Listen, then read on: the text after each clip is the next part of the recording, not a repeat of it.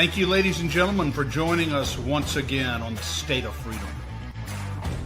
The State of Freedom is a listener-supported podcast.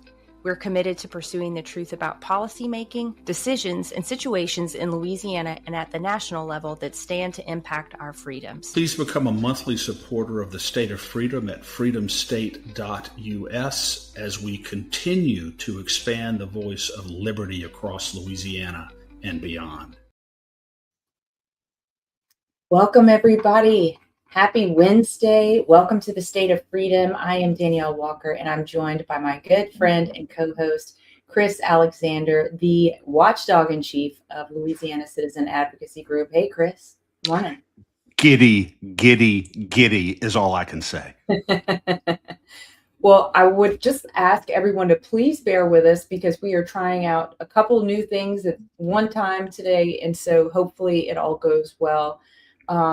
We are coming to you live on Voice of the People USA TV and radio network, on Rumble, X, YouTube, and Facebook. You can also always catch us later on our audio-only platforms like Spotify and Apple Podcast. Well, today is our very first Warrior Wednesday, and Chris and I will be giving unfiltered views of what's happening primarily in Louisiana, but sometimes in some cases beyond that. And the idea here is that the first 30 minutes, we will be live on all our regular platforms. And then after that, we will be exclusively on the Warrior Circle platform. If you have not yet joined the Warrior Circle, please do, because you are going to be getting exclusive content that you can't get anywhere else.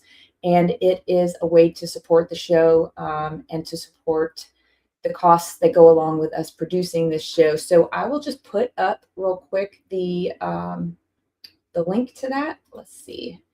It is, if you want to join, you should be able to join and get in, let's see, today while we are live, although it looks like I'm having a little trouble with the Warrior stream. So for folks who are waiting, Chris, maybe Katie can send a note on the Warrior Circle that we're having a little trouble going live over there. You bet. I'll do it. I'll keep working on it, but it's it doesn't seem to be going through. Okay.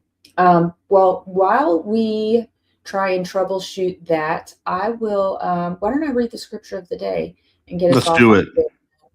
Yeah. Okay. The scripture today is Hebrews chapter 11, verses 1 through 2. It's a familiar verse or familiar passage. And it says, "Now faith brings our hopes into reality, and it becomes the foundation needed to acquire the things we long for. It is all the evidence required to prove what is still unseen. This testimony of faith is what previous generations were commended for. Faith empowers us to see that the universe was created and beautifully coordinated by the power of God's words." Oops, I went a little bit further, but into verse 3. But what I wanted to bring out this morning is the fact that faith is absolutely vital in our own personal lives, of course, but it's vital. In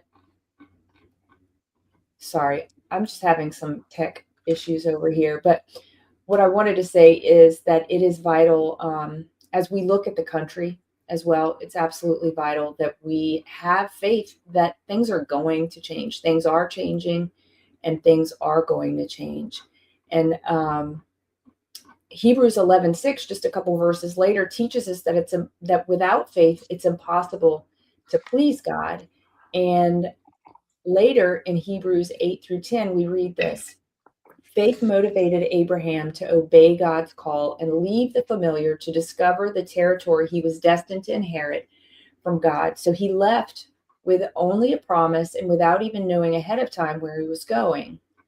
Abraham stepped out in faith. He lived by faith as an immigrant in his promised land as though it belonged to someone else." And I'll just pause there and say, do you sometimes feel like you're an immigrant in this vision you have for the future of our country? You know, we live in the country physically, but the country we desire to see, we are not seeing yet. We're absolutely not seeing it yet. And it goes on to say that Abraham journeyed through the land living in tents with Isaac and Jacob, who were persuaded that they were also co-heirs of the same promise. His eyes of faith, Abraham's eyes of faith, were set on the city with unshakable foundations, whose architect and builder is God Himself. And this tells me that he had the desired end in mind. If he had his heart set on a city whose architect and builder was God Himself, he had to have a vision in his heart of what that looked like, in his mind's eye of what that looked like. And faith has the desired end in mind. And that's something we need in order to pray powerfully for our state and for our country. And that's something we need in order to pull what we hope for into reality, which is that Hebrews 11:1. So you know who has faith for this country, Chris? President Trump. He has I faith agree. in the country. Do you know that he wrote this book, The America We Deserve, 26 years ago in the year 2000? And he now is doing everything he can to pull that reality, that vision that he had, into the reality right now. And I think that's the kind of tangible faith, working faith, we need to have in our personal lives, and we need to have it in our faith for the country as well. So someone sent me a link to that book earlier this year, or earlier this week, which is also earlier this year, incidentally. Yeah, you can say that. You can actually say that. But anyway, I was just really struck by that, because I love the fact that he has had a clear vision for what he thinks this country should be, and he has had it for that long. Yeah. Do you know two things, Danielle, that struck me about your comments? One is, if we're going to achieve things that are noteworthy and that are great, it necessarily requires getting out of our comfort zone. One of Yeah. my favorite quotes of all time is by Kahlil Gibran, who said that the lust and the addiction to comfort murder the passion of the soul.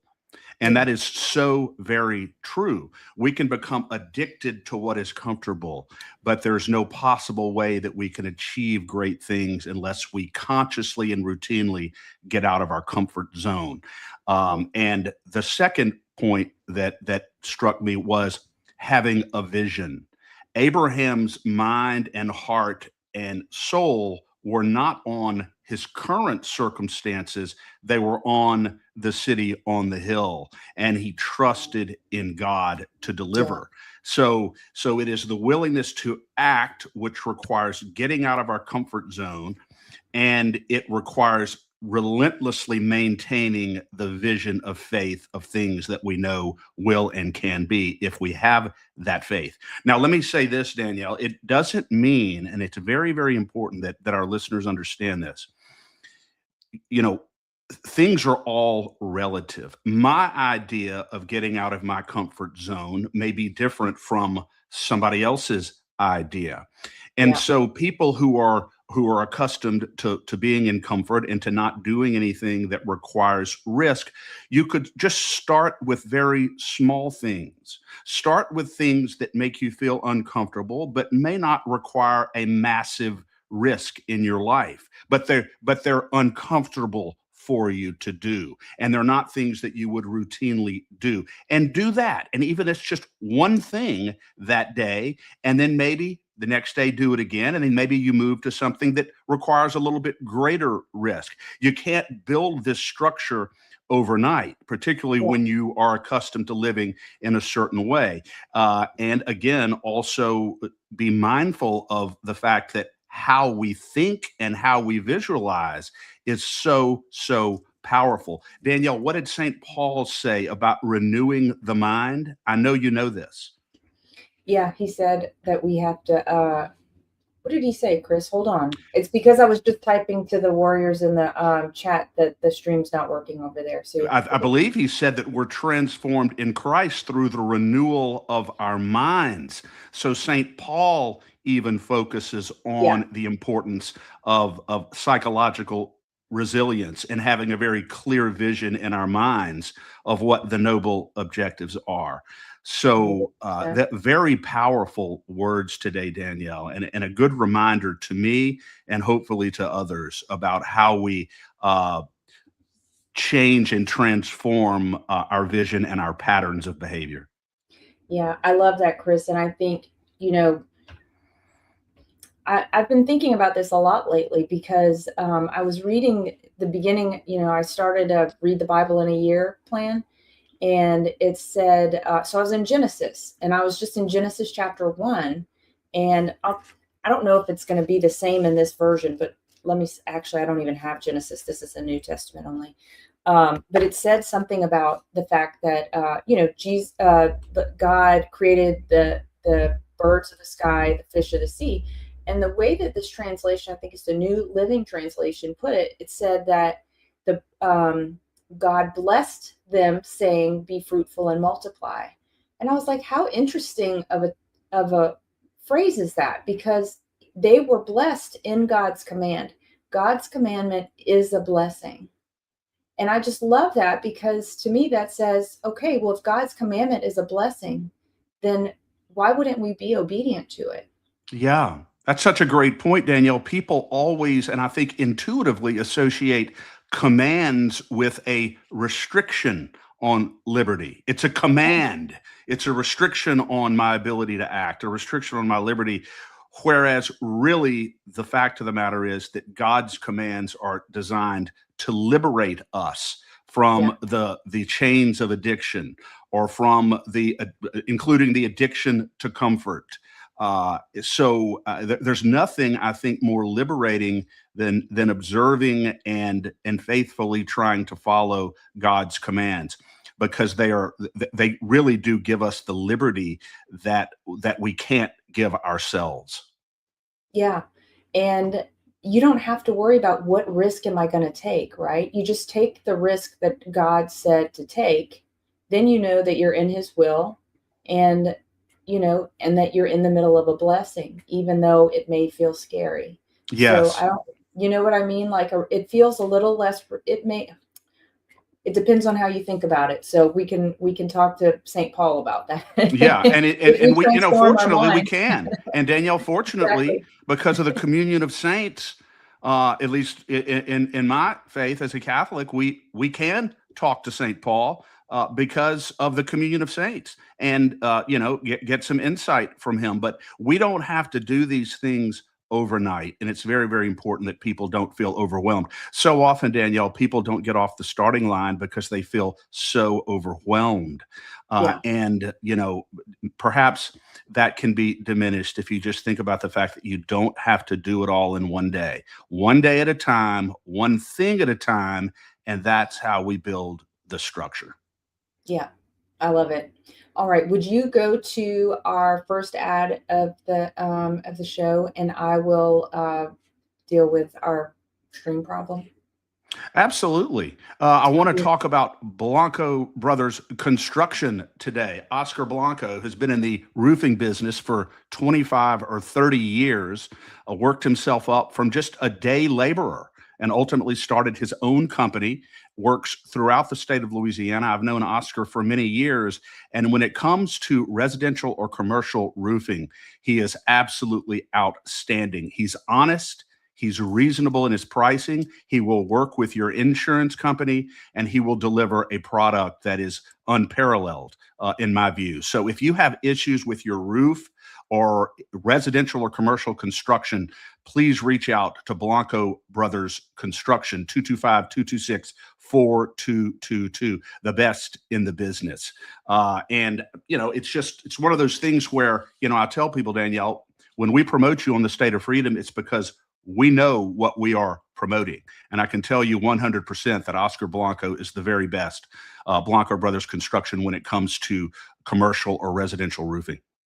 Yeah, awesome. We're so proud to be partnered with them, and I hope that we are sending them a lot of great business. Absolutely. All right, Chris. Well, do you want to get into the conversation today? I think it's going to be a pretty interesting one. There is some drama going on with redistricting in Louisiana. We have had a fight on our hands for over 2 years Well over since 2 the years. beginning. Yeah. Yeah.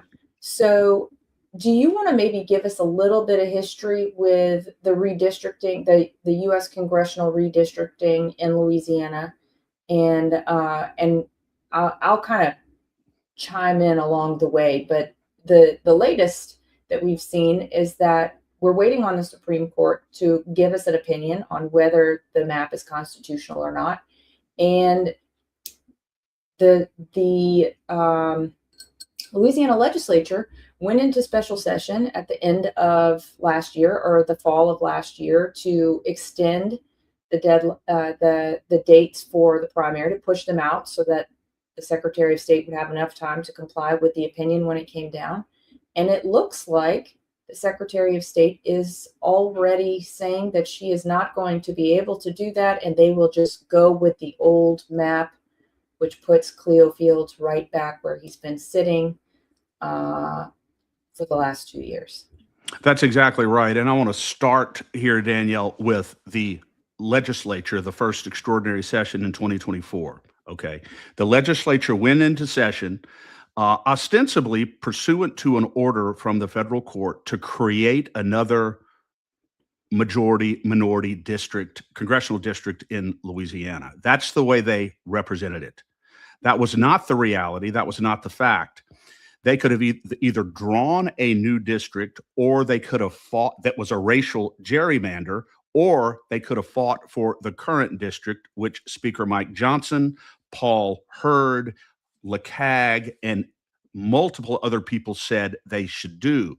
That district, which had only one majority minority district, was completely constitutional, and it should have been fought for in federal court through the Fifth Circuit and up to the U.S. Supreme Court. And if they had done that, we would not be in the situation that we're in right now. Unfortunately, the legislature in January of 2024 caved to Governor Landry's demands to create a second majority minority district and essentially customize a congressional district for Democrat Cleo Fields and surrender a Republican seat, a sure Republican seat in the process. And that's exactly what they did.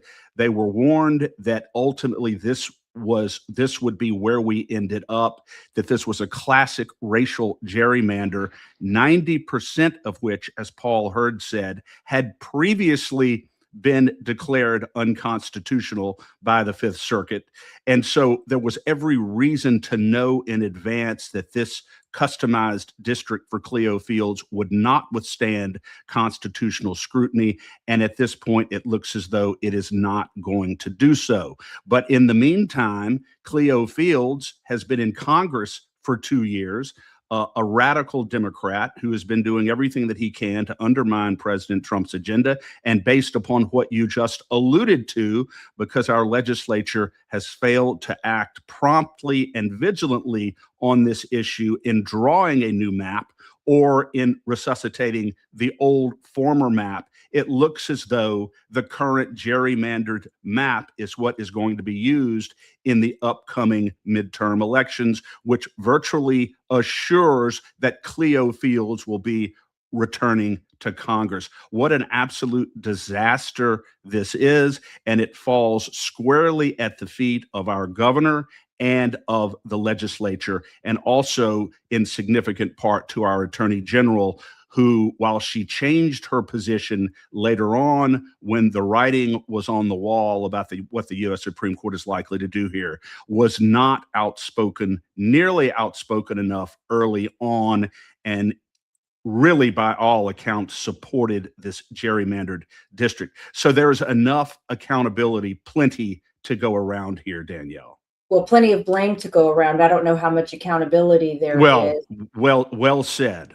And I do think, Chris, as well, we can say that this was a disaster by design. It was absolutely designed this way on purpose. And the citizens of Louisiana who make up this ridiculous district have all been disenfranchised for 2 years. Does that to me, that means that the legislature and the governor have been playing God. You know, Why do they think that they can determine who gets a seat? That's pretty arrogant in my book.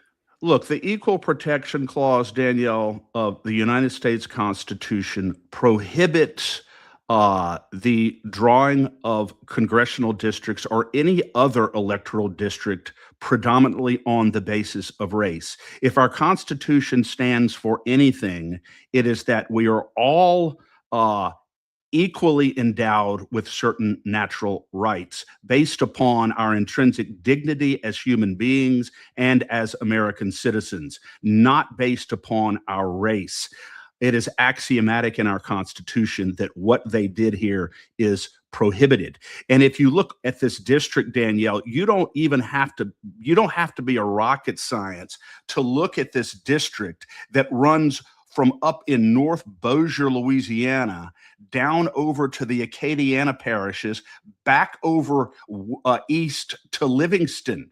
I mean, it is extraordinary. It is obvious just by looking at this that what they did was they just went around the state and picked graphical demographics in order to collect enough minority votes to create a minority congressional district. There's nothing contiguous about this. There's nothing compact about this. There's nothing that makes any sense of it. Even the legislators who passed this, when it passed, said, we know it looks ugly. It looks really ugly, but we didn't have any other choice. And as we know now, they did have another choice. They could have fought and they should have fought, as Paul Hurd testified to during these debates, as I testified to, as Bert Calley testified to, and others. And interestingly, J.C. Harmon presented a map to the legislature during that session that clearly would have passed constitutional scrutiny, and we have no reason to believe that that was considered. They had a preordained agenda here,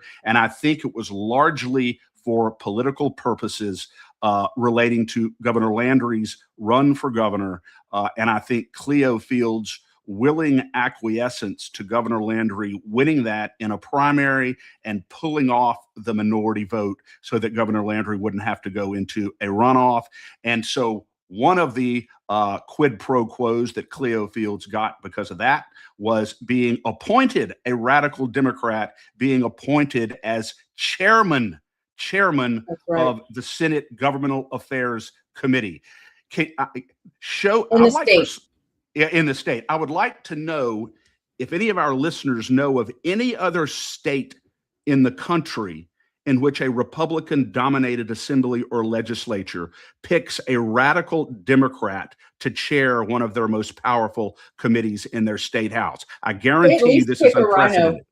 Yeah, they at least pick a rhino. They at least pick a rhino to cover their butts. At least pick someone who has an R by their name. Great point, Danielle, but not an avowed radical inveterate Democrat, number one. And number two, quid pro quo to Cleo Fields was the customizing of a congressional district, eliminating a Republican seat, Garrett Graves' seat, who, was not a perfect congressman and was not in most respects a MAGA conservative, but he was a thoughtful congressman. He did a lot of good things in the Congress. He was extremely responsive to the concerns of his constituents, one of the best up there, and was very receptive to the concerns of his. There is no comparison. So when I see people say it doesn't make any difference, I will tell you right now, and I'm willing to debate you anywhere you want to debate about whether or not there's a difference between Garrett Graves and Cleo Fields. Trust me,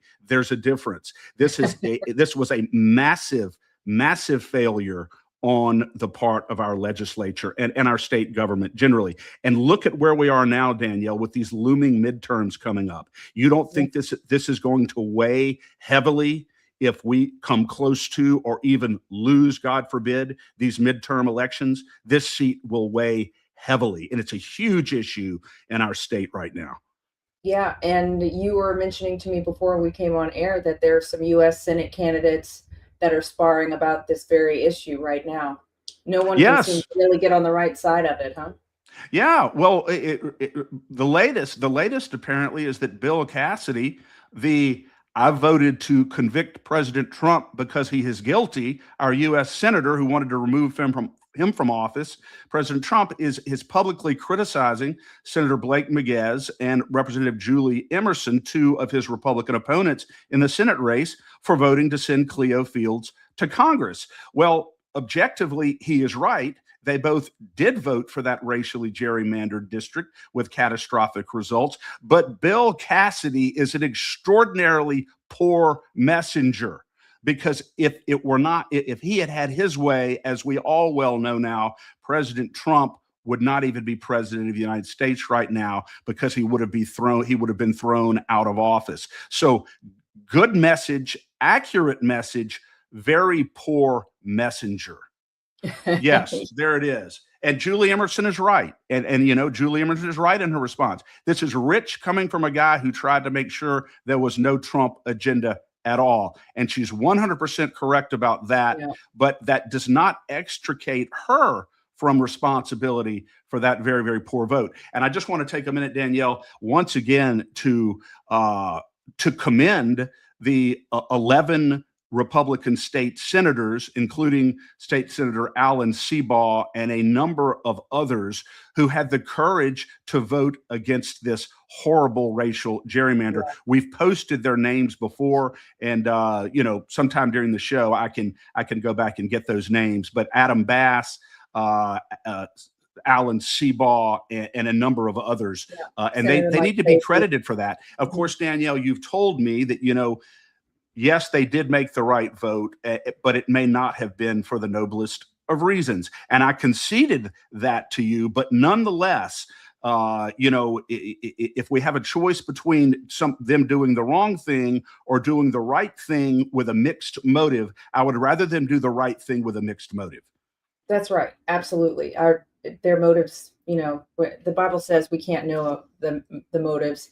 I think some motives convey themselves more transparently than others. But yes, exactly. Some are more transparent than others. But look, let's be honest. If a majority of our Republican state senators had simply done what the 11 state senators did, we wouldn't be in the situation that we're in right now. So it's a big issue. Senator Cassidy knows that it's a big issue, but it's hard to believe that unless he is that obtuse, that he doesn't understand the utter hypocrisy of him being the one who criticizes Emerson and Miguez. It's extraordinary political theater, Danielle. Well, he's scratching for something. That's all you can say. I mean, he's already made a pretty big mess of things. So, yeah. Oh, indeed he has, and I think he is squirming, Danielle. And you know that I know this is not directly on topic, but it does have to do with elections. You recall that Cassidy in 2025, he tried to sneak an amendment onto a bill that would have simply eliminated the second Republican primary, that would have allowed him to win the first Republican primary with 5 or 6 other Republicans in a plurality, 25 or 30% of the vote, and then go straight into a general election against the Democrat. So I think fortunately, there was enough outcry from us and others that amendment was never attached to that bill. But believe me, it was that was in their minds. Yeah. Cameron Henry, who's a close ally, Republican ally of Cassidy, wanted it to be there, but no, they just were not able to get away with it. But it kind of gives some insight into where Cassidy believes he's positioned in all of this, which is not really good.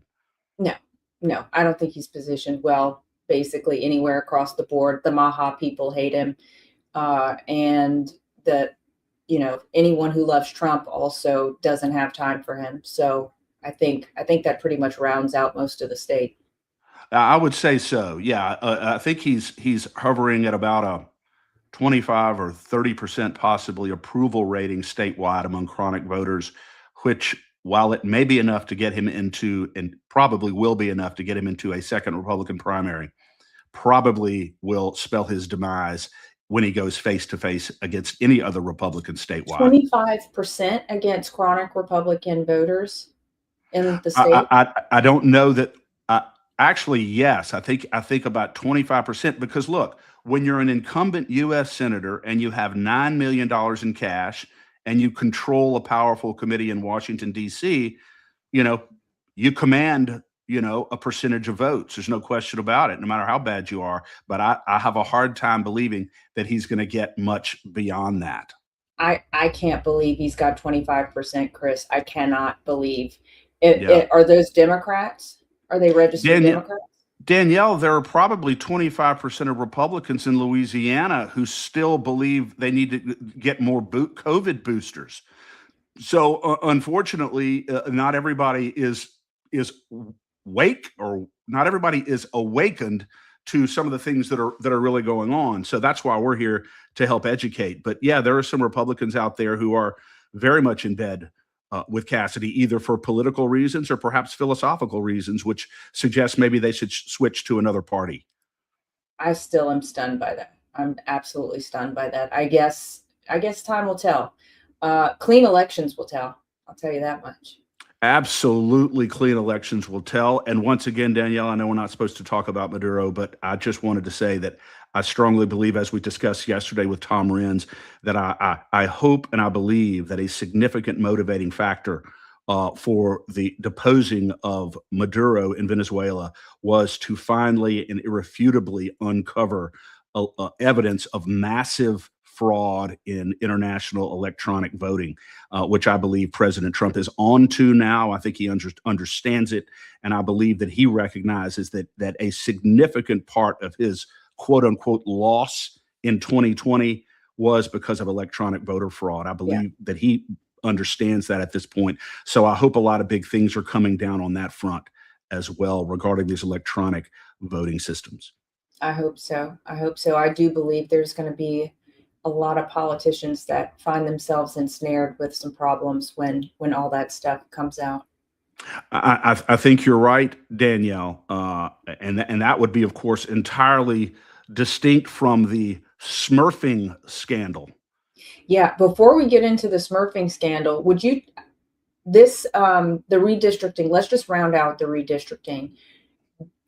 We were exchanging texts with Paul Hurd, and he believes that SCOTUS could maybe come down with an opinion as soon as Friday. So yes, the last time Paul Hurd was on a show, Danielle, or I know sometime in the not too distant past, he told us that if the U.S. Supreme Court issues a ruling by Mardi Gras, by February, that would be sufficient time administratively for the Secretary of State to do what's necessary to conduct an election using a new non-racially gerrymandered district. So nonetheless, we read in the Louisiana Illuminator, and I've heard from a couple of other sources, that the legislature nonetheless has said, because the Supreme Court did not rule on this by the end of December, they are going to go forward and use the racially gerrymandered map nonetheless. Is it the legislature that does it, or is it Secretary of State Landry that does it?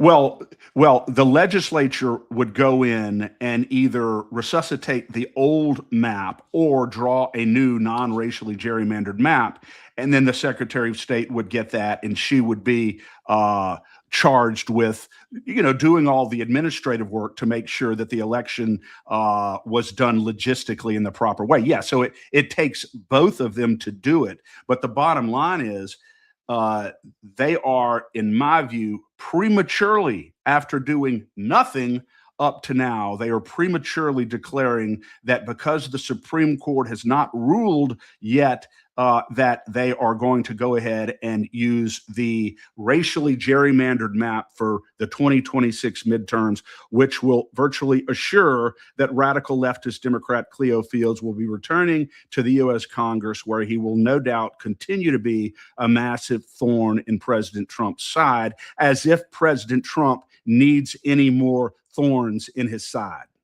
Well, Chris, the other thing that's shocking to me is that the legislature would do that after having gone in for a special session in, what was it, August or September, to say that they would push the dates back. They actually did push the dates back.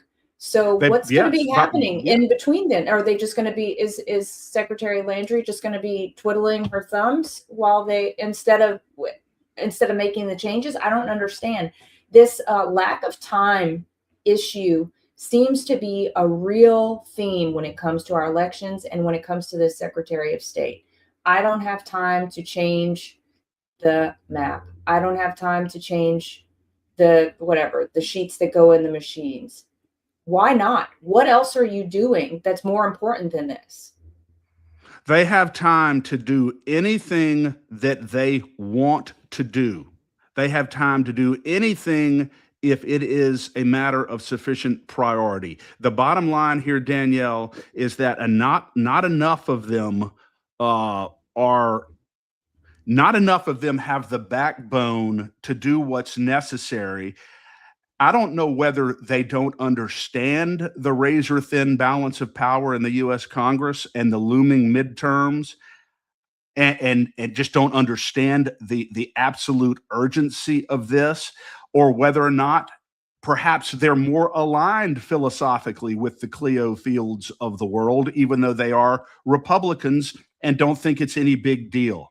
But you can't run as a staunch constitutional conservative for office and make your constituents and your voters believe that you are a MAGA Republican, that you are a constitutional conservative fighting for the people, and then go into office and bury your head in the sand on an issue like this that is so, so important. You just can't do it. So I don't know what the reasoning is behind it.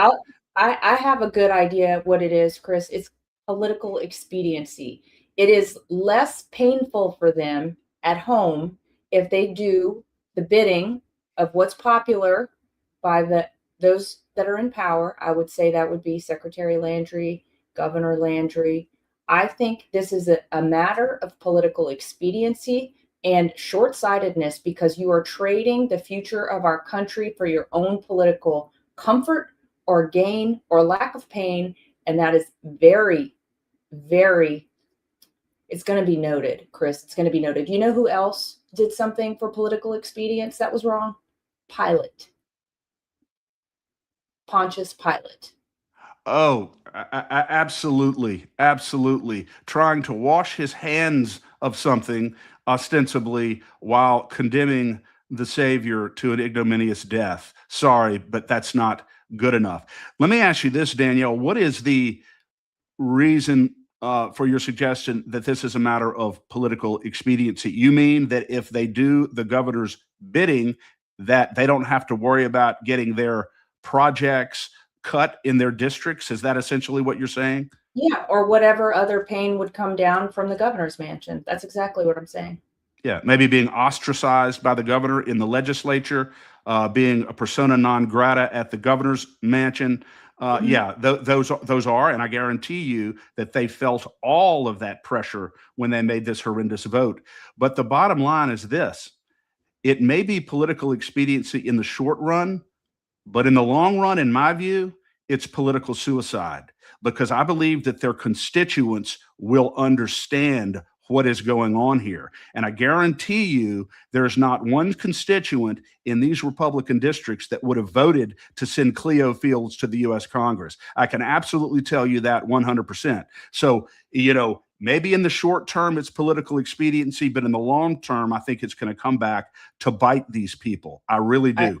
I think so too. And as much time as Governor Landry spends on national news and in Washington and with his new appointment, I still don't think that's not gonna push the lever for him come 2025, 2027. It's just not gonna get the job done for him. And so I think people need to realize that their real boss is not Governor Landry. Their real boss is not Speaker Henry. Is it Speaker DeVilliers or Senate President Henry? Those are not their bosses. Their bosses are we the people. And that if they do what's right for their constituents, for their hometown, they will win at the end of the Yes. day. At the end of the day, you're exactly right. And by the way, Danielle, Governor Landry is, in my view, imploding in the state of Louisiana. I know he's doing everything that he can to make a silk purse out of a sow's ear, but his representations, from his policy accomplishments to everything else, are simply not true. And I think he recognizes that he has a serious, serious problem with his base at this point. I think he's hovering around 28 or 30% statewide in Louisiana. That's not going to get you reelected. There's no question. And you and I could spend 3 hours going over items that Governor Landry has either completely blundered or actually been complicit in, that are not in the best interest of Louisiana citizens. I mean, from the very beginning, Danielle, where I got the first red flag went up in my mind, and I'll never forget talking to Doss Hyman about this. What's that? Right after Governor Landry was elected, after his august inaugural address, they started making appointments to these chairmanships in the legislature that you and I alluded to earlier. And I couldn't believe it. And one example that we talked about earlier was Cleo Fields, the radical Democrat, being appointed to chair the Senate House Governmental Affairs Committee, and other appointments. And I'm thinking to myself, this is not a good sign. That was the first one. And then since then, the list has only grown longer and longer. But Governor Landry is in serious trouble. And, if he doesn't know that, then, I would question his political acumen. Yeah, I've been praying, Chris, that he would have turned to have a father's heart for the state of Louisiana. He's the governor of the state. He should be looking after the state as he would look after his own kids. And that's what I want to see. No one is cheering for his failure here. Everyone wants him to succeed, because if he succeeds, we succeed, but he needs to succeed on the terms of the people, not the terms he sets. And I think that's the miscalculation. Very well said, Danielle. And you and I have talked about that before, that he can always change course. He can always move the ship in a different direction, but he has to do so.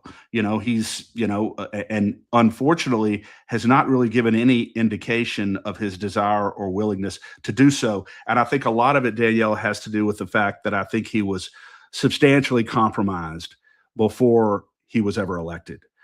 Unfortunately, I think he made a lot of promises that he had to keep simply to get there.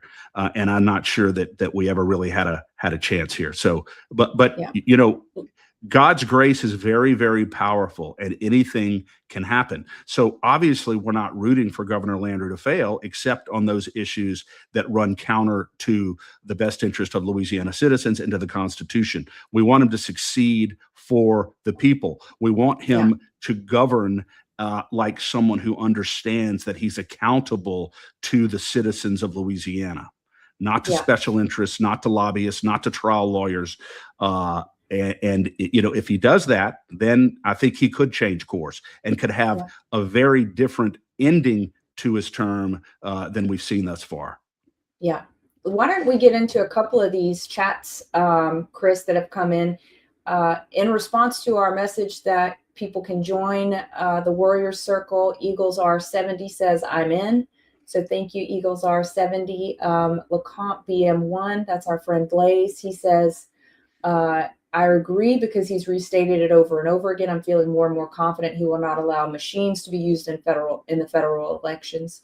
Speaking about President Trump, he also said, Blaze also said, is there anything we can do to get this decision quicker? Some phone calls or notifications? And I'm glad you brought that up, Blaze, because it brings up a point that we were talking about pre-show, Chris, which is that we should have a call to action ready to go ahead of this decision, putting pressure on the state legislature, on the Secretary of State, and on the governor, that they follow the opinion of the Supreme Court this session, and do not, or this term rather, this election, and do not further infringe on the rights of the people of the state of Louisiana. I agree with Blaze 100%. Hello, Blaze. There's no doubt about it. If the U.S. Supreme Court comes back in the near future with a favorable decision, our legislature should immediately convene and redress this disaster in the legislature in time for a new map for the midterms. There's no reason at this point for them to have prematurely declared that they're going to use the gerrymandered map, other than their inclination not to do anything for whatever reason. But there's no reason. They have plenty of time to do what they need to do. Paul Hurd has said so. So yes, I agree. A call to action. The moment you get a decision from the U.S. Supreme Court, you need to convene a special session and you need to redress this wrong and either resuscitate the original congressional district or draw a map that's not a grotesque racial gerrymander customized for Cleofield. I agree with Blaze, and we will do a call to action on that on our on LeCag. Yeah, awesome. And then Old Lady Runner says, bingo, the legislators' bosses are not the speaker, the president of the Senate, or the governor. We, the people, are their bosses. Say it loud. Yeah, thank you for that. I appreciate that. Bingo. And Eagles R70 says, only in the Republic do we have a bottom-up government. Bring back our Republic. Amen, sir.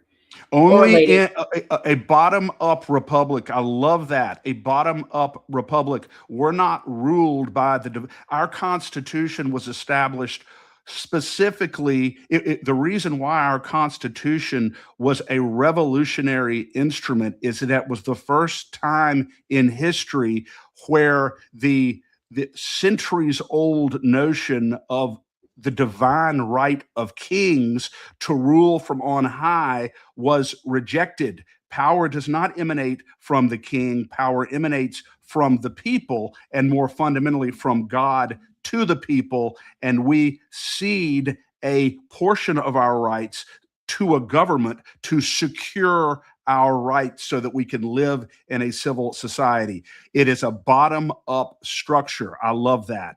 And we need to return to that. Amen. It is not a structure that should be outsourcing our rights to nonprofits, NGOs, political parties. We shouldn't be outsourcing our rights to, I don't know, activists of any kind. We should, we give limited authority to governing bodies to be able to legislate on our behalf, not supreme authority. Exactly. Not supreme authority. And just remember, as it says very clearly in the Declaration of Independence, to secure those rights, governments are instituted among men. To secure what is ours, that is the only function of government, is to secure our natural rights. And that should be the singular focus of government. Oh, how far we've come. Yeah, absolutely. Well, next on our little running list of things we wanted to touch base on today, Chris, or cover, is other election news. You alluded to this a minute ago. Peter Berniger, the investigative reporter who has been digging into the smurfing via WinRed and Act Blue, has uncovered some pretty interesting stuff. One thing that he has uncovered is the fact that Mitch McConnell and Speaker Mike Johnson share a treasurer of their PACs. And Senator Mitch McConnell, let me pull it up here in my, let's see. He has, Peter Berniger sent a complaint against Senator Mitch McConnell to the FEC for smurfing $840,454 into his campaigns. And like I said, the treasurer is shared between Mitch McConnell and Speaker Johnson. So that's concerning. And WinRed is also implicated in this. So I think it's very interesting. You know, I mentioned to you that a friend of mine is in state Senate in Ohio. And when I raised some of these concerns with her about smurfing back when James O'Keefe originally came out with his discoveries on this, I was like, you better, I don't know how you can check for this, but how are you keeping track of your campaign finances? And she said that she has a campaign treasurer. And I said, well, aren't you ultimately responsible for the, the sign off of all of your campaign donations? Aren't you the ultimate, does the buck stop with you? And she said, interestingly, no, it doesn't. It stops with the treasurer. It stops with her treasurer, and she would not really have purview into her donations. And I thought, well, that's really interesting. I also thought that in a way, this whole smurfing setup is so pernicious because the donation amounts are so small that they wouldn't really raise the concern of anyone who was raising funds to start with. Now, whether everyone who gets those funds knows about it or not is a big question mark in my book. I mean, if there's some nefarious operation going on, which there is, are they are the candidates all aware of it? I would believe that some of them are. I would Well, absolutely believe that some I'm of them sure are. they are. I'm sure they are. Bernegger is arguing that I believe that the officials themselves have criminal liability for this. Now, if this is criminal fraud, there is an element of specific intent that is required in order to show that type of fraud. Now, it could be actual or constructive. Either they knew or should have known what was going on here. I can assure you that they're going to be asserting, plausible deniability along the lines of what you just said, Danielle. That, look, I'm sorry, but look, we're trying to engage in policy debates. We're trying to pass laws. We're trying to run for office. We don't know every dime that comes into our campaign. Why do you think we have a treasurer? Of course, that's going to be their argument for it. There's no doubt. So the devil is in the details. But somebody has to be responsible for this. Is it just the treasurer? I mean, you're talking about the misappropriation of the basically stealing the identity of citizens across Louisiana and making these donations to these politicians in their names, using their identifying information when they don't have any idea what is going on. And so that's a major problem. This is essentially identity theft, at a minimum misappropriation of another person's identity, and representing that this person is making these donations to a campaign when they're not. It's very serious stuff, especially when you're talking about massive amounts of money. Danielle, this is a huge amount of money here. Yeah, absolutely. Oh, Katie sent me a message saying that my mic is not right. Hold on one second. I think I can fix it here. Thank you, Katie. I wish I would have seen that sooner. Okay. I bet that's better now. Oh, I hear you great.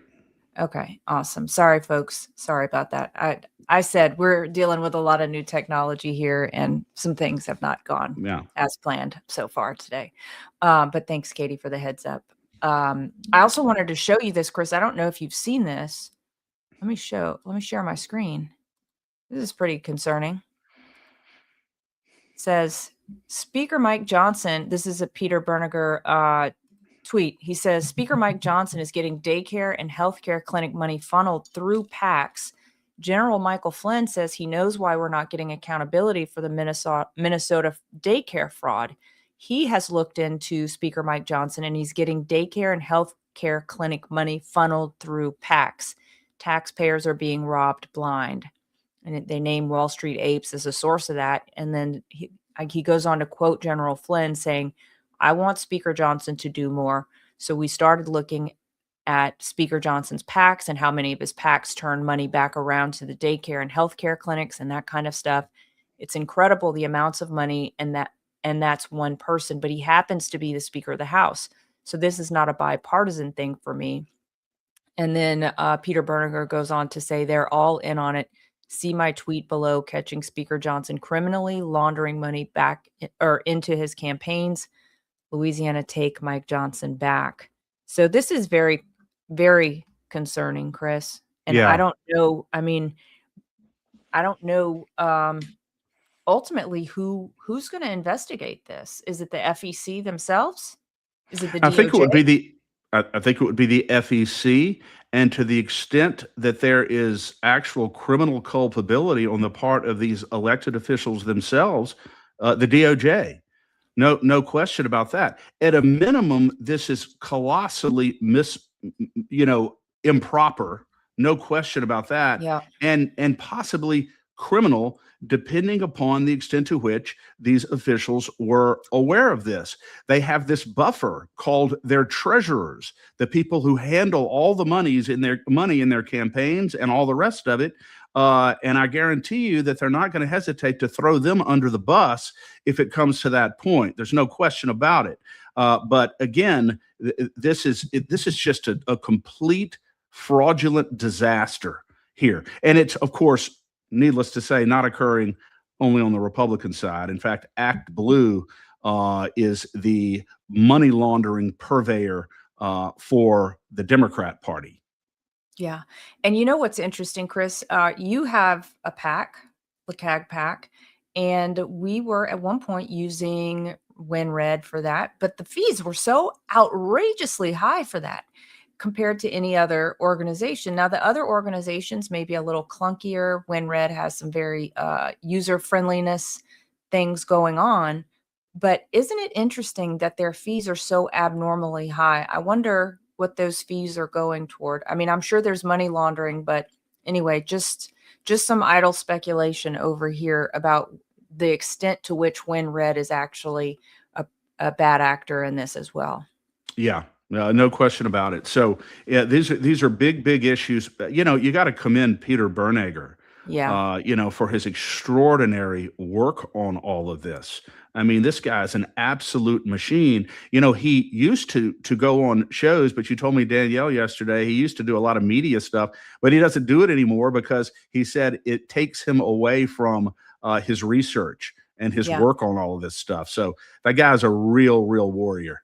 He is. In fact, I reached back out to him yesterday after we talked just to see if he was doing any media again, and he said no, he can't. He's too deep in the weeds, and he's got to keep going. So, y'all give him a follow if you're not following him. He's at Peter Bernegger on X, and he's just doing excellent work. And you know what? You have to appreciate. There's a lot of people who speculate. There's a lot of people who throw out accusations. He's got the receipts. And that's what I want to see. I want to see the receipts. Indeed. And obviously totally fearless. Yeah. And back to the chat, Blaze said maybe we could even send some pre-notifications that we expect action when that decision is delivered. I like that. Yeah, shot across the bow for sure. Yeah. Bert said he reposted the stream. Thank you, Bert, for reposting the stream. And thank you for going to war for us on this redistricting issue as well. Bert, by the way, Danielle, I've got to point out, Bert not only testified in the legislature on the redistricting, he is, as we know, the lead plaintiff in the case that could be imminently decided by the U.S. Supreme Court. So Bert Calais has been at the tip of the spear on this redistricting. He and Paul Hurd, have enormous respect, for Bert Calais. Yeah. Absolutely. Love you, Bert. And Eagles R70 sent a website through saying republic4usa.org is worth looking at. So we can take a look at that. Everybody can go take a look at that. For sure. Chris, you know, one thing that we had said we would talk about is this carbon capture issue in Louisiana.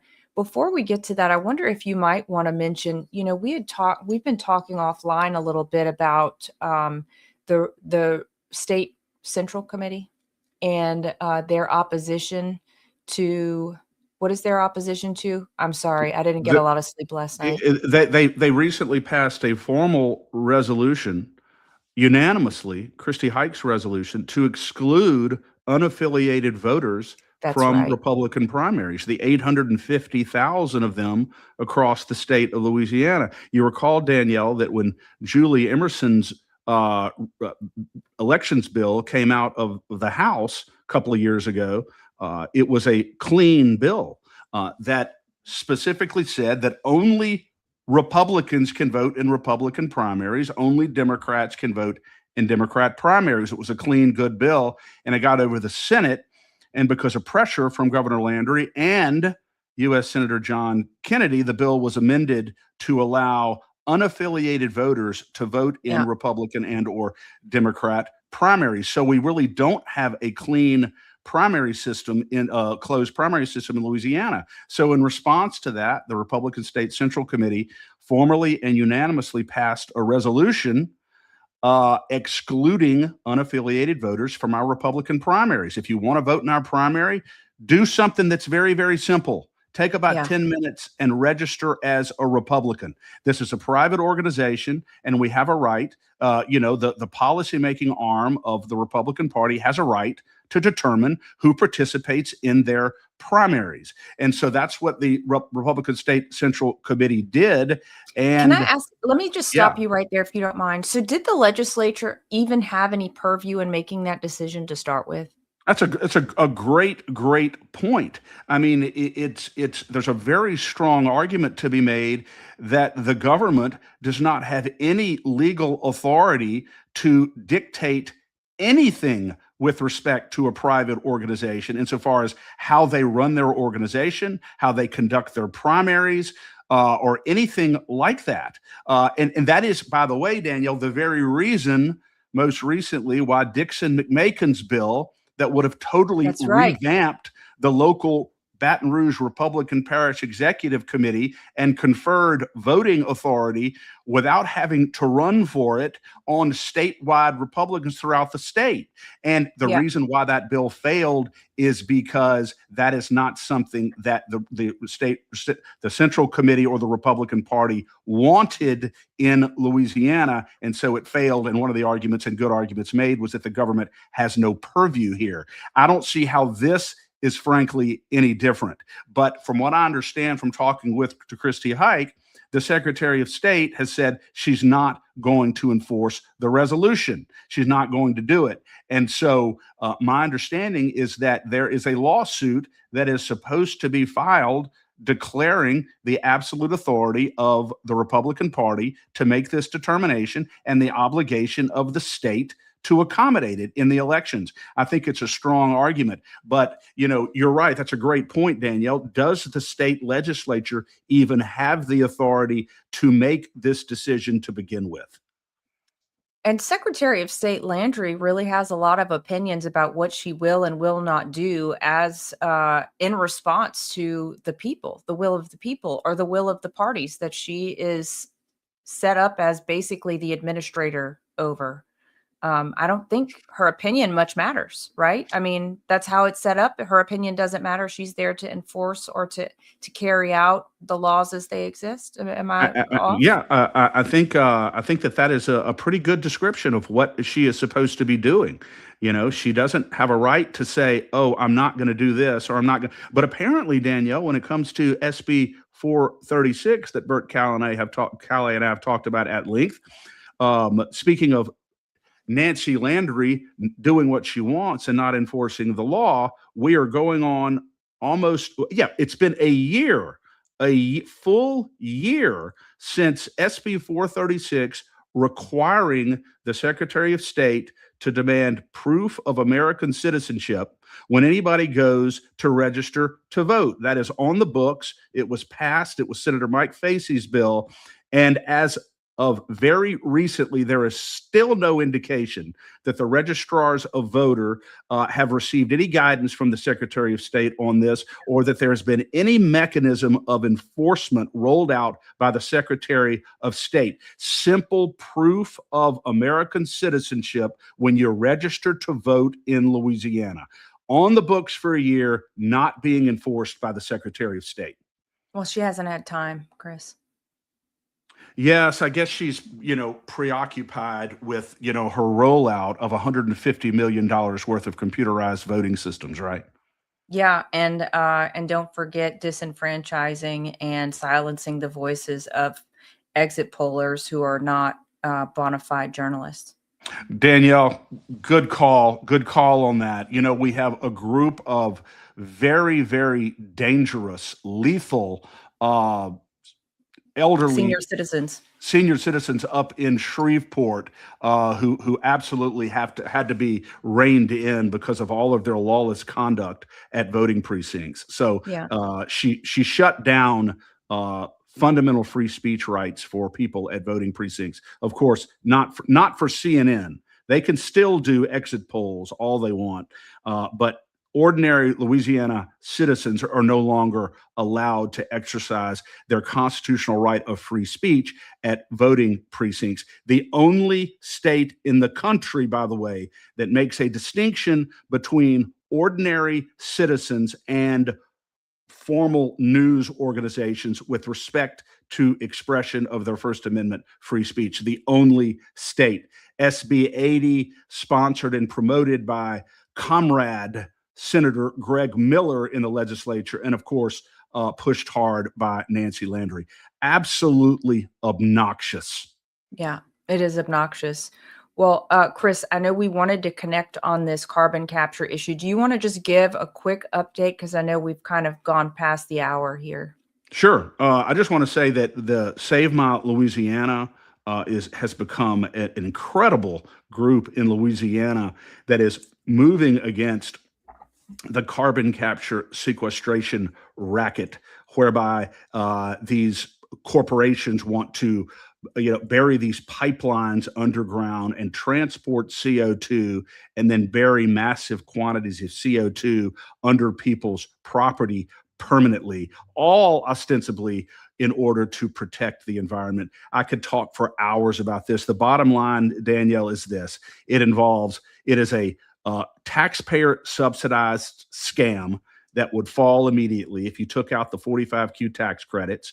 It threatens private property tremendously through the use of eminent domain, and it threatens our health because of potential leaching into the Chico water aquifer and others that provides water for 15 Louisiana parishes, and that's just the start. So it's very, very important to stand against this CCS. I did want to make one point before we move on, that there was an effort on the part of a couple of in the U.S. Senate race by his opponent, John Fleming's opponents, who voted in the legislature for this CCS debacle to try to tie John Fleming to CCS when he was in the U.S. Senate. Well, we went back and looked at that one bill that they referred to, and it does nothing of the kind. It was a energy bill that was specifically designed to protect our energy grid in the United States from cyber threats. And there was one small provision in that bill that allowed a study of carbon capture sequestration to see if it was in any way feasible. Appropriated no money, and John Fleming is nowhere on record ever supporting this. In fact, he's been opposed to it. So we had a public debate about that. We wrote a response to it. And I think we came out on top on that just by telling the truth about John Fleming's record. Yeah, and I'll also mention, Chris, that maybe we would all be in a better position had the study committee actually carried out the study on carbon capture in an honest way. Maybe we wouldn't be sitting here having the fight on our hands that we have today. Amen. Amen. Couldn't agree more. Yeah. And one other thing on that, Chris, you have been gracious enough to join We the People Bayou community next week for an event down in Thibodaux, and two guests who are part of Save My Louisiana will be joining us as well. Colonel Mark Guillory and Gary Musgrove. We've had them both on the show, I believe twice now, but they will be there giving an update. You will be giving an update from the legislative perspective, and I'll be moderating that. So if anyone is interested, I'm going to drop the link to the event in the chat. And if you happen to be able to drive down to Thibodaux next Thursday evening, we would love to see your face there. It's going to be a great meeting. Absolutely. And an important one. Absolutely. Yeah. And then Excited. Also, yeah, it's going to be good. Chris, also just an announcement that tomorrow, Thursday, we will be back here on the State of Freedom with Public Service Commission candidate John Mason. And I know you and I have been talking a lot, along with Katie, about the concerns we have about the future of all this AI development in the state. You know, President Trump came out a couple months ago now and declared that Louisiana would be the AI capital of the world, which is, on one hand, I don't know how I feel about that, because one, those data centers are hugely, I mean, they're just ugly. They're super ugly, it's not pleasing to look at, just to start with. And then not to mention the amount of energy that they consume. And we, the taxpayers, are being put in the ignominious position of having to front the costs for their energy and the rollout for the expansion of our grid. I know John Mason is against the existing monopoly on our grid, and I think he's going to come on tomorrow and talk about that. Anything else you want to mention on that? I want to. One of the things I want to mention about Mason that I find very attractive is that he's a practicing attorney, very, very smart guy, and he has consistently criticized the very high volume of campaign contributions that are accepted by current PSC commissioners from the very utility companies that they regulate.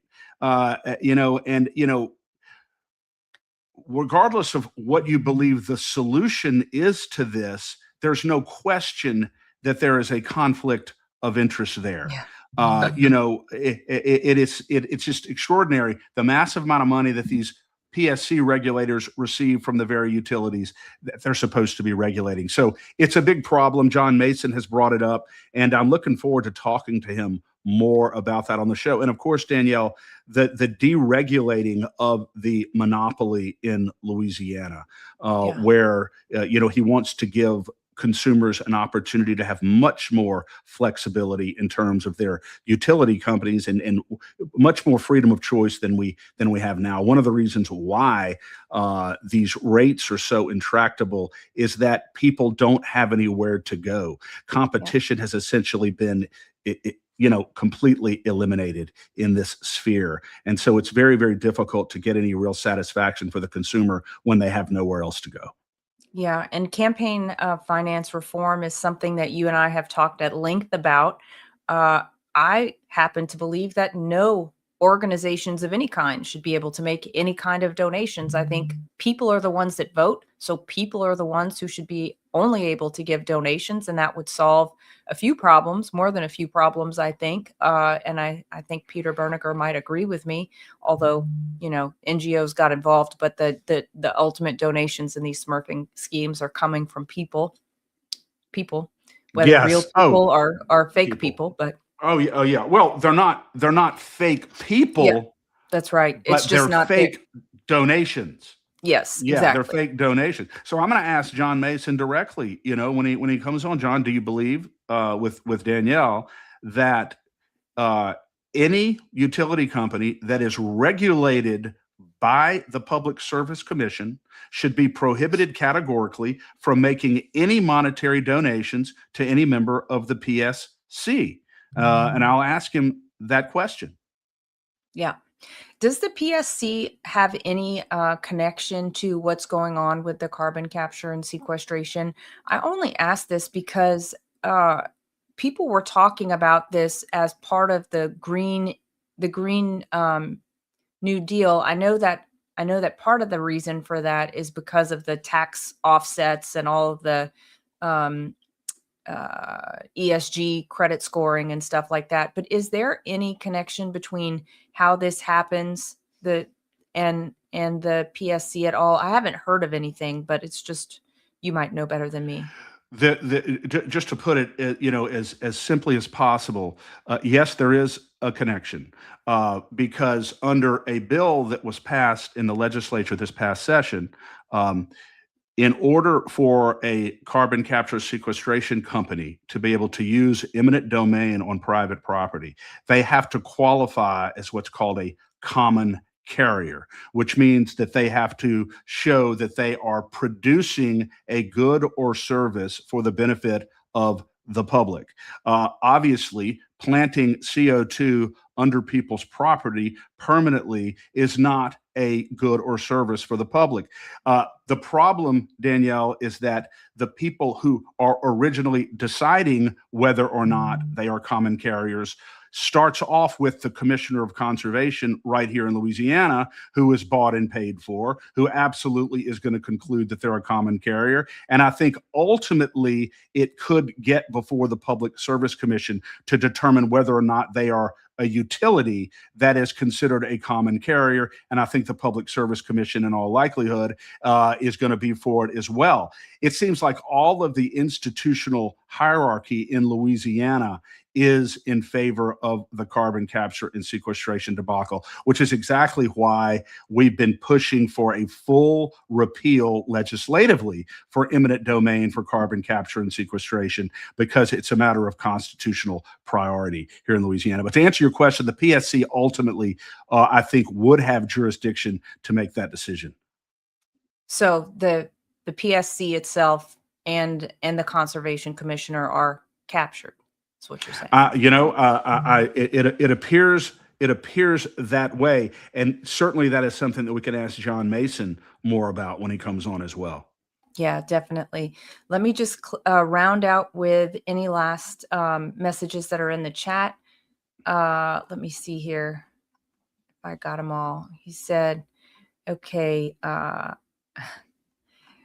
Blaze says, I would sure hope Speaker Johnson would disobey these donations. Eagles R70 calls it a corporate crime syndicate. And not off base there. Speaker Johnson, this is Blaze, certainly needs to address the subject. No joke. Nothing has been done yet, so we're going to reintroduce it. This is Blaze sits on the Republican State Central Committee. He says nothing has been done yet, so we are going to reintroduce another resolution next week to see if we can get some movement. Christy will be sponsoring this one also, and he's going to co-sponsor. So thanks, Blaze. Good for Blaze. Good for Blaze. I have seen that resolution, and I think it's a very good resolution. And another thing that Blaze brought up, Danielle, was this. Even if you've done nothing wrong, now that you know that these were illicit donations, don't you have an obligation to return them? Yeah. That's a great point that Blaze made. And I hadn't even thought about that. Return the money. That's right. That's right. He also said that it has to go back to the Secretary of State setting the voting machines properly. He would agree the legislature should have no word in this. Yeah. On the RSCC, where the manner that the Republicans get to have their primary. Yes, look, the state constitution says the time, manner, and place of elections. In other words, procedural issues are governed by the state legislature, because you can't have different parties holding different state elections at different times. And I mean, you have to have some cohesion and some uniformity with regard to the procedure of elections. But the substance of how our members are elected or chosen in our own primaries is totally beyond the purview, I think, of legitimate government authority. So I agree with Blaze totally on that. Yep. And then one last, one last comment here from Old Lady Runner. Look out, Catahoula Parish. Verified purchase of land for CCS. Told the sellers of the property they were planning to plant trees. Well, that's fraud right there, isn't it? Think about that. Think about that. Who was that? Who just sent that? Old Lady Runner. Old Lady Runner. So she is saying that some of these corporate minions told the property owner that we want to plant some trees, so we would appreciate it if we could purchase your property for that reason, to plant trees. Old Lady Runner, send us a message at info@freedomstate.us if you would. We'd love to connect with you on this. I think getting more info on that is going to be important. I think it's interesting, because that's just the opposite of what they want to do. We're pushing plant the trees. That's interesting that that would be the reason that they would give. Crazy. Absolutely crazy. It's because they know that the people don't want this. I mean, and that's something we're going to pick up on, I believe, next week, Chris. Let me look at the calendar, but I believe we're hosting our friend William Most back on the show next week on Tuesday, if I'm not mistaken. If it's not next Tuesday, it's soon, to talk about some of these non-disclosure agreements that the Louisiana Department of Economic Development has been signing with both sides of the deal, so that the people are left completely in the dark about what's happening with their money on their property. So that should be, I think, very extraordinary. it's going to be a Absolutely very extraordinary. revealing. And I can't wait to get into that, this complicit agreement between these corporations and apparently local parish governments regarding CCS that are completely off limits, the terms of them, to the people who live in these parishes, in these communities, and will live with the consequences of this. I think that's extraordinary, and I can't wait to get into more detail with William on this issue. I know. I want people to be held criminally liable. I'm tired of these slap on the wrist, if they even get that. People need to go to jail. If they're defrauding property owners, if they're defrauding the public knowingly, to me, that is just beyond the pale. I mean, it's unbelievable, but I'm just so thankful for groups like Save My Louisiana. I'm just thankful for all the citizens. You know, Danielle, right now, I may be wrong. Someone from Save My Louisiana needs to chat in and correct me if I'm wrong, but I believe that 12 or 14 parishes in the state so far have passed resolutions prohibiting CCS in their parishes. That's a pretty big deal, and it's growing. And so I'm very, very excited about that. Now, obviously, the resolutions that are being passed are largely symbolic because of the current state of the law in Louisiana, but nonetheless, they are memorializing their strong opposition to this racket, and that is a good thing. Yeah, it is a good thing, and I hope that the municipalities will prevail. Ultimately, it's their property, right? Ultimately, they're the ones closest to the property. They're the ones affected by the rules and the breaking of the rules and the lying about the rules and the hiding and pretending they weren't part of passing those rules. So, yeah. Oh yeah, it is. It's all about the money, all about the enrichment, all about the racket. But we're busting it wide open. We are. Well, Chris, any final words as we close out our first Warrior Wednesday, which did fail in some way on my part because I wasn't able to get into the Warrior Circle. I just clicked the buttons at the wrong time. So total user error, novice mistake over here. But anyway, we'll get it fixed up for next time. Another thing, Danielle, what you just said reminds me once again. Remember that people often wait until they have everything perfectly figured out before they want to move and take concrete action. And what did you do today, Danielle? You recognized that this was our first time out here. We didn't have all our ducks in a row, but guess what? That's not an excuse not to move forward. And we'll continue to get better and better and better. Never think, listeners, that you have to be perfect or have every plan or every contingency completely figured out in order to move forward and try to do good. God works with imperfect instruments. God does not want us to be perfect. In fact, with perfection or perceived perfection comes pride, and pride always comes before the fall. Our weakness is God's strength. We must never forget that. We do not have to be perfect. And Paul said, I will even boast in my imperfection as long as I know that I cling to the heart of Christ. So it is beautiful, beautiful to be with you, Danielle. And I thank God for the hiccups that we had today. Absolutely. As we say in my family, famously, you have to find out so you know. Amen. Unlike Nancy Pelosi, who said, you got to pass it so I can find out what's in it. That's right.